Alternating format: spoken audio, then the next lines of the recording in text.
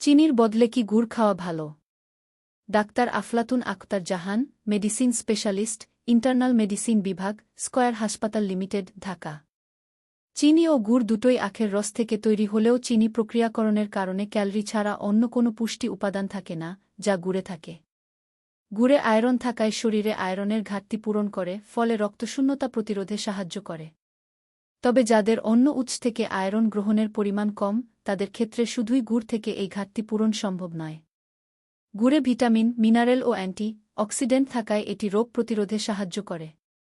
Zinc ও vitamin C common কোল্ডে উপকারী। তাই অনেকেই শীতকালে একটু গুড় খান। অনেকে মনে করেন গুড় খেলে কোষ্ঠকাঠিন্য দূর হয় এবং পেট ভালো থাকে। যদিও গুড়ে ফাইবার প্রায় নেই বললেই চলে। গুড়ে ক্যালরি ও অনেক পুষ্টি উপাদান থাকে, তাই অসুস্থ অবস্থায় কেউ যখন কিছুই খেতে পারেন না, তখন শক্তিবর্ধক হিসেবে গুড় খাওয়া যেতে পারে। গুড় অ্যান্টি অক্সিডেন্টের ভালো উৎস।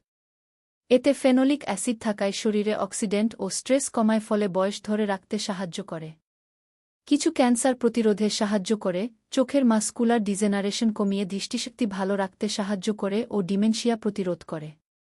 চিনির মতো গুড়ও একইভাবে রক্তের শর্করার পরিমাণ বাড়িয়ে দেয়। তাই ডায়াবেটিক রোগীদের ক্ষেত্রে চিনির মতো গুড়কেও বাদ দিতে হবে। বেশি চিনি বা গুড় খেলে